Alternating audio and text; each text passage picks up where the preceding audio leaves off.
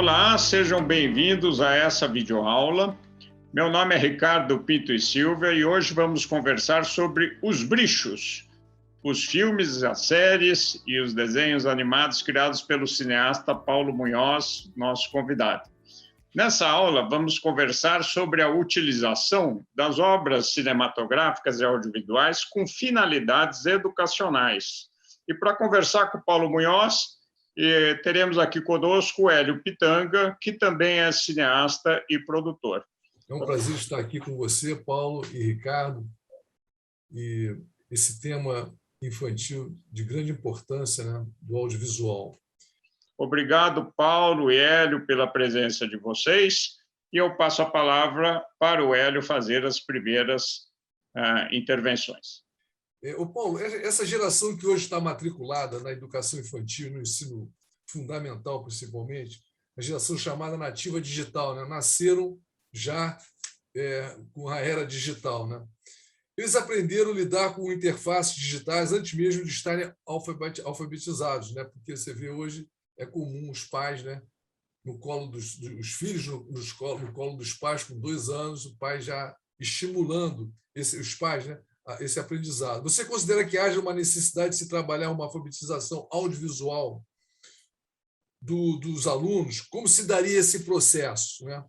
Essa integração já na infância? Eu me lembro que na minha infância você devia ter também, tive aula de artesanato já logo no primário, aula de canto, né? Seria inserir o audiovisual através da animação, com essa idade ainda, infância, pré-adolescência.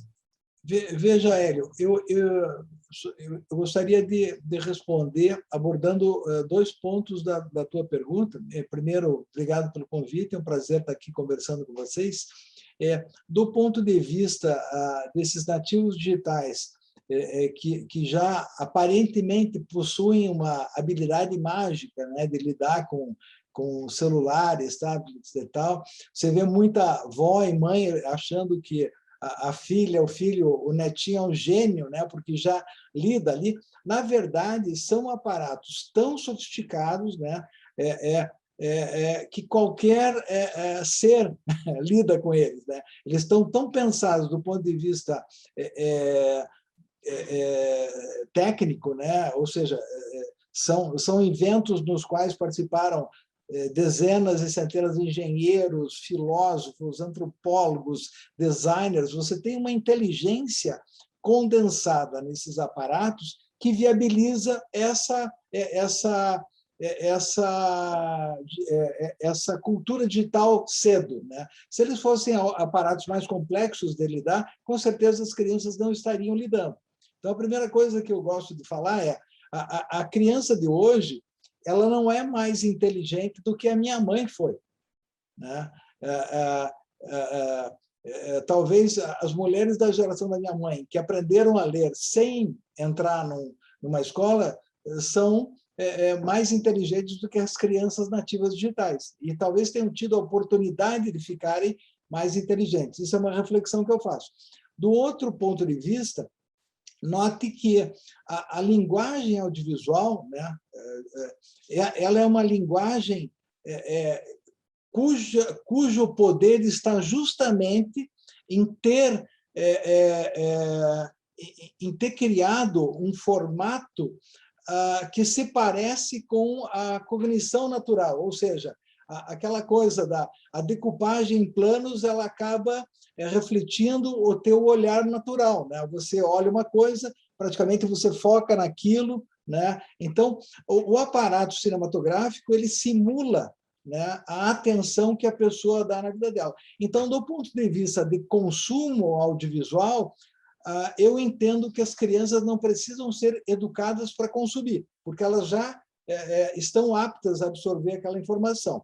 O que eu acho que elas devem ter é uma formação para entender como chegou até aquele, como é que se produz aquilo, ou seja, na hora que ela vira um fazedor audiovisual, ela domina mais o conteúdo, né, porque ela sabe como aquilo é estruturado, e sabendo como aquilo é estruturado, ela pode até questionar melhor, né, ou ter uma visão crítica mais sofisticada sobre o material que ela está consumindo audiovisualmente, né? Então, é mais ou menos essa a minha impressão sobre isso.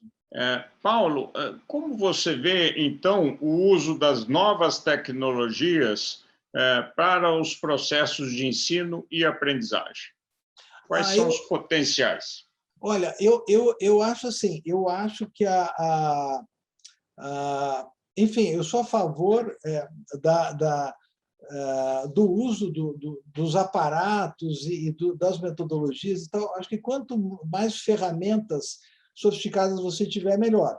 Eu acho que nenhuma ferramenta, claro, substitui o grande professor, né? O grande professor, que é o teu mestre, que é o teu orientador, essa figura ela é insubstituível. Agora, se ele vier munido, né, digamos, de filmes que me ilustrem mais o conhecimento de uma coisa, desenhos, gráficos, ele usar, por exemplo, storytelling, de repente ele estabelecer competições, trabalhos cooperativos, pesquisa, ele de repente puder ter um quadro em que ele escreve na lousa, a criança escreve, aparece na lousa e vice-versa. Eu acho que quanto mais condições você tiver, melhor. Agora, eu acho que o aprendizado, eu também trabalho com a seguinte teoria da tecnologia apropriada. Aquela coisa, você está na praia com um graveto na mão, você tem você e o graveto para escrever uma poesia na praia. Isso é o que basta, né?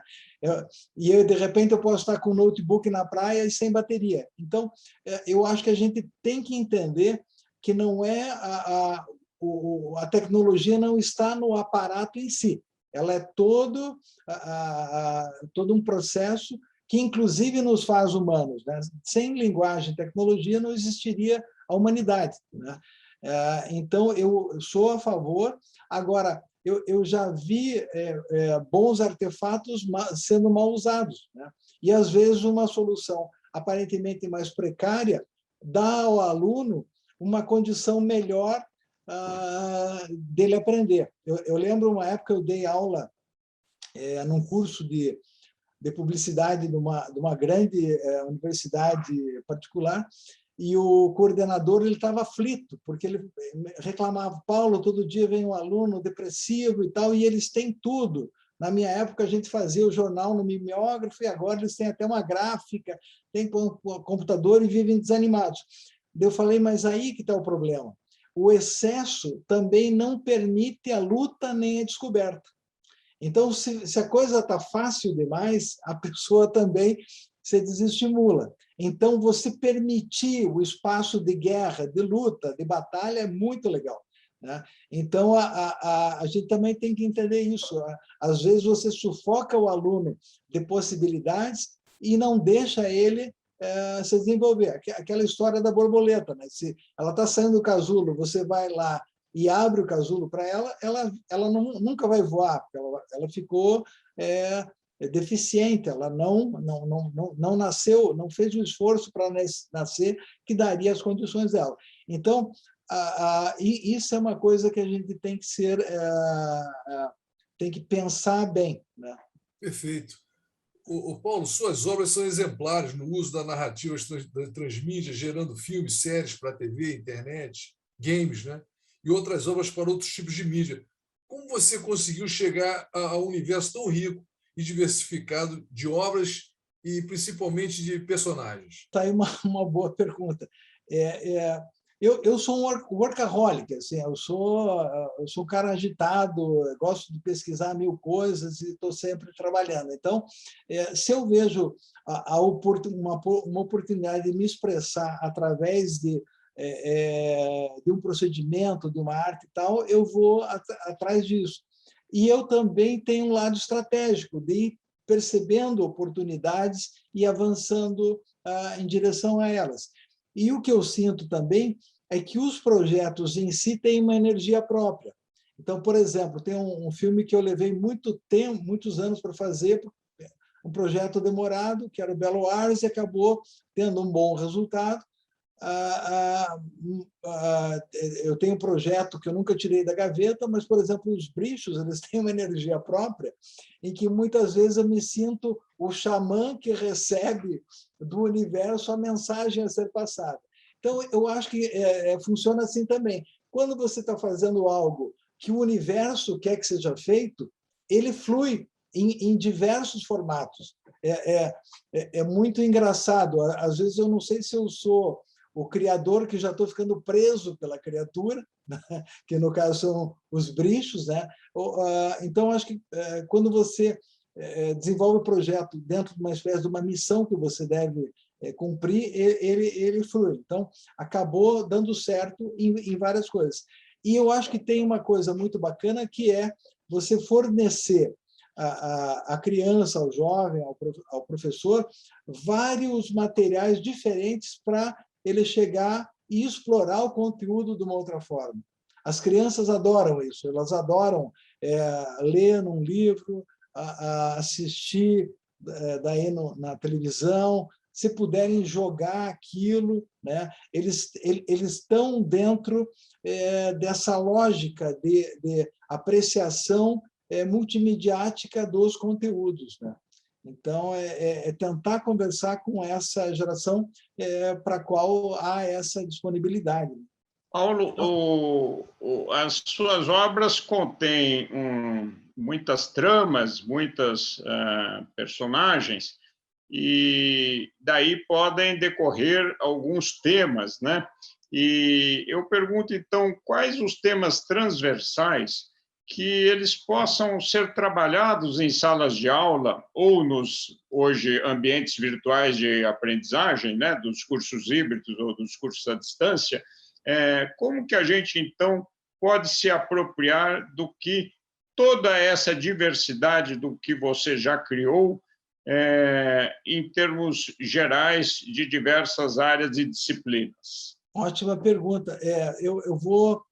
Na verdade, cada conteúdo geraria uma análise, né? Então, pensando no caso do Brichos, por exemplo, tem 3 personagens muito queridas, que são 3 tias que moram juntas, que elas representam, são as guardiãs da tradição brasileira. Então, é a tia Calanguinha, que é uma nordestina, a tia Tatuzinha, que é uma caipira, né, que pega esse interior central do Brasil, né, e a tia Gauchesca, que representa, né, a memória do Sul. E são 3 tias que moram juntas, uma implicando com a outra, né? Então, uma é ateia, outra é católica, outra é evangélica, enfim, elas são personagens secundários, mas imagine, só nessas 3 você abre um espaço de discussão sobre folclore brasileiro, história do Brasil,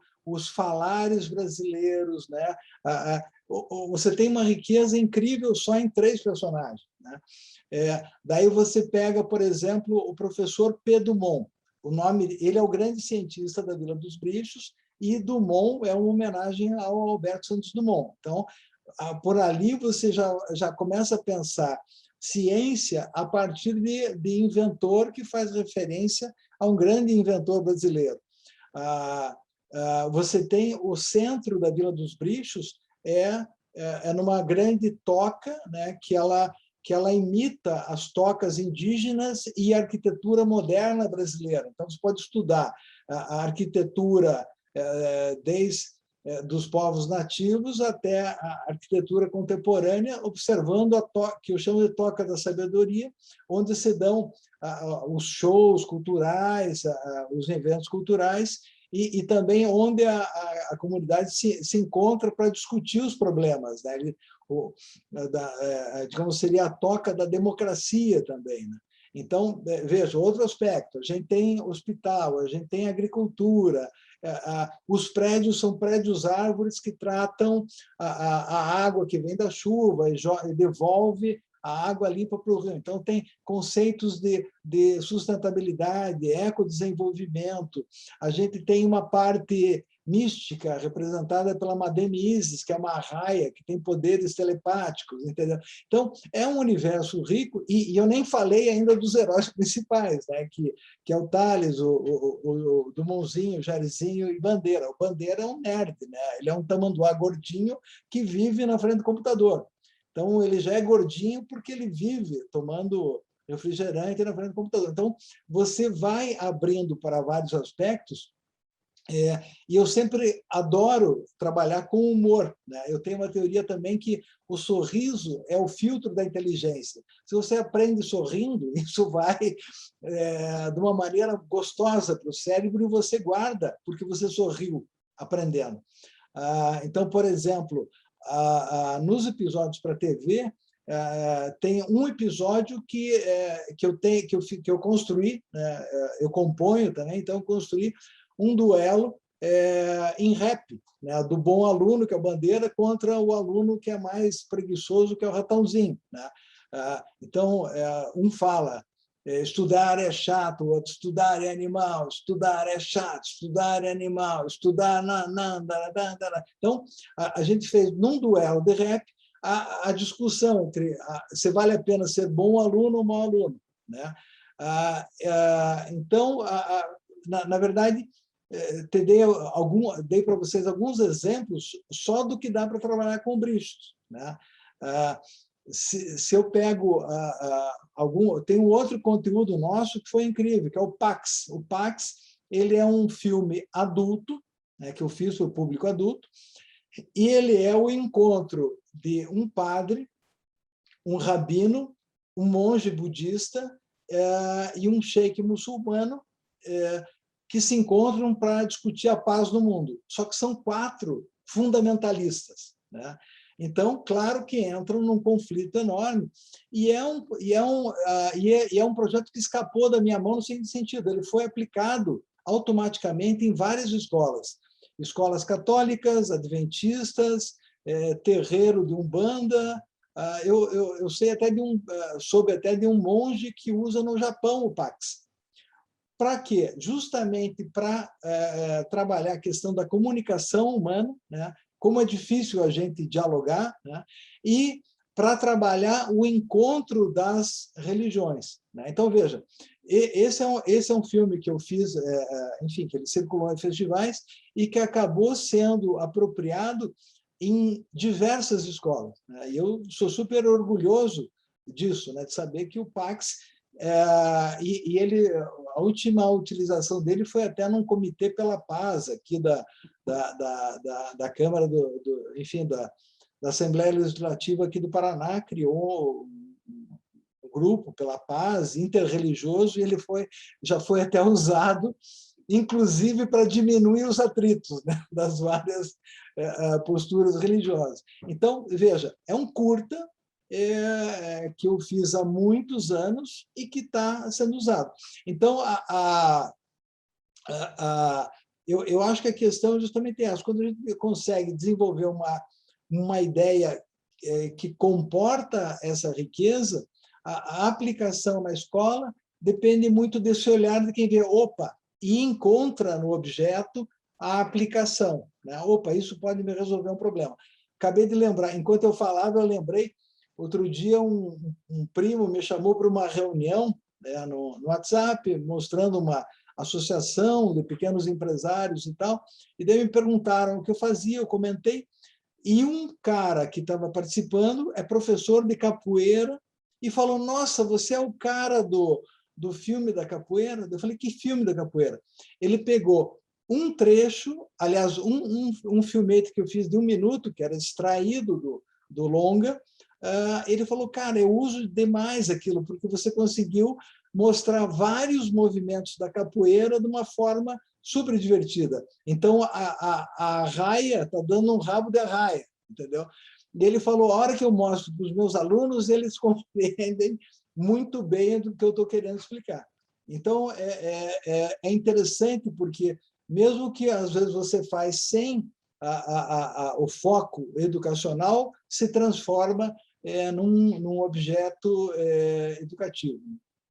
Paulo, que competências os alunos do ensino fundamental pode desenvolver a partir do uso educacional das obras audiovisuais, principalmente falando de animação? Olha, essa é uma pergunta interessante. Eu acho que o primeiro aprendizado é o do olhar até. Eu acho que às vezes a gente pensa que olha, mas não enxerga. Ou seja, a primeira coisa eu acho que é aprimorar o olhar, né? A própria audição, você conseguir perceber camadas diferentes de áudio numa obra, né? Eu acho que tem esse treinamento de olho e visão, e eu acho que a competência principal que ele vai tendo é de interpretação do mundo através da história, né? Então, o que eu noto, quando você, através de um personagem, você pode ter uma experiência que você não teve na tua vida, ou esse personagem pode explicar melhor uma experiência que você teve. Uma coisa que eu gostaria de estudar, eu só tive alguns insights, mas nunca estudei, é o aspecto curativo do cinema, né? Eu lembro, por exemplo, depois que eu fiz um filme chamado A Grande Depressão, eu nunca mais fiquei depressivo, né? Eu tive na juventude alguns episódios. A hora que eu fiz aquele filme, fazendo o filme, vendo o filme, eu entendi o mecanismo da entrada na depressão e vi que a chave está em você. Então, não foi algo que eu li em lugar nenhum, que nenhum psicólogo me falou. Eu, tratando do assunto, eu compreendi, e eu acho que algumas pessoas que veem aquele filme conseguem perceber que você tem a oportunidade de escapar. Então, eu acho que, voltando à tua questão, eu acho que todo filme ele é meio que um laboratório existencial para o qual você olha e pode compreender melhor a tua vida. Atualmente, Paulo, a gente discute muito a utilização do storytelling, a gamificação na educação, né? Esse sentido de fazer o entretenimento ajudar o aprendizado, né? Quais são os desafios e também as oportunidades que os autores das obras audiovisuais e, ao mesmo tempo, os professores e os educadores podem estar diante com o uso dessas técnicas? É bem interessante isso. Eu gosto até de um termo americano que é edutainment, né? Quando você mistura educação e entretenimento. Eu acho que, realmente, se você puder se divertir aprendendo, é muito legal. Eu não acredito que você consiga apreender, ou seja, adquirir para você sem algum esforço. Eu não acredito muito nas fórmulas fáceis. Mas, se você puder criar um contexto agradável de ensino-aprendizagem, eu acho que é muito legal. No caso da gamificação, eu tenho discutido muito com algumas pessoas, até minha mulher, minha esposa é doutora na área de games, e a gente briga muito, né? Porque eu acho perigosa a aplicação do game, como eu tenho visto algumas pessoas fazendo, simplesmente colocando conteúdo de um lugar em outro, né? Eu acho que você tem que entender a linguagem do jogo para adequar melhor, né, o conhecimento. Tanto que a quantidade de games ruins educativos é muito grande. Tem até uma piada dos Simpsons que o Bart vai jogar um game e diz: isso é educativo, e cai fora. Por quê? Porque fizeram tanta coisa ruim que virou sinônimo de coisa ruim. E eu gosto de falar também que no século passado, eu entrei no curso primário e era tudo gamificado, né? A gente tinha nota colocada em edital mostrando quem era o melhor, quem era o médio e quem era o pior, ou seja, competição, né? A gente, e uma das bases do game é você ganhar estrelinha, ganhar nota e tal. Você tem aspectos de cooperação, trabalho em equipe, ganha nota. E hoje em dia as escolas estão falando em gamificação e querem tirar o aspecto competitivo. Então, não se publicam mais as notas comparativamente, porque supostamente humilharia, né, um guri ou outro. Ou seja, você está tirando o espaço da competição, que é fundamento do game. A gurizada, elas estão competindo, né, em nível nacional e internacional todos os dias, através de games, né? E eles gostam do desafio. Então, o desafio é super importante na educação. E algumas metodologias estão tirando a competição, estão tirando o desafio. Claro, eu acho que é muito importante se colocar o afeto, a cooperação, mas a competição e desafio são caminhos para o teu crescimento e também a premiação, né? Ou seja, você atingiu, você ganha um prêmio. Então, eu acho importante adequar a ideia do game para a escola, mas não de uma forma hipócrita. Não adianta você tentar colocar o game e daí, durante o processo pedagógico, você tira essa competição. Enfim, eu também não sou especialista nisso, então eu estou elaborando agora aqui, não é um pensamento aprofundado meu, então eu também são impressões ainda não aprofundadas, mas eu tenho essa percepção. No caso do storytelling, eu acho que o contar histórias é uma coisa que a gente tem que valorizar demais, né? Por quê? Porque também é um dos fatores que nos tornam humanos. A gente tem que estar recontando para nós mesmos as histórias para a gente estar reaprendendo a ser humano, né? E eu acho que a gente perdeu a fogueira central, né? O contar histórias. Eu lembro o mal que a TV fez na minha família, né? Eu tinha uma família unida, quando a gente tinha TV na sala, né? Era o nosso cineminha, sentávamos juntos e assistíamos novela, alguma coisa, sei lá. Quando, por alguma obra do acaso, colocaram do lado da mesa de jantar, acabou com a família, porque a TV virou a chancela do que prestava, alguém ia abrir a boca, o pai mandava ficar quieto, porque ele estava vendo ali digamos, um noticiário policial, alguma coisa assim, e eu senti que eu falei, cara, muitos anos depois, eu falei, cara, minha família, a gente perdeu os laços, porque acabou com o diálogo, porque aquela rainha TV acabou com o nosso almoço e jantar. Isso foi uma reflexão que eu fiz depois. Então, na minha casa, agora, com a minha família aqui, a gente tem um cineminha, mas a gente não tem TV do lado da mesa de jantar e a gente conversa enquanto almoça. E isso é contar histórias, é falar como é que foi tua infância, quem era teu avô, teu pai e tal, tua mãe e tios, não sei o quê. Então, o storytelling, eu acho ele até mais importante do que o game na educação, né? A pessoa conseguir contar a história dela e ela perceber que ela faz parte da grande história geral, né, da sua cidade, do seu estado, país e mundo, né?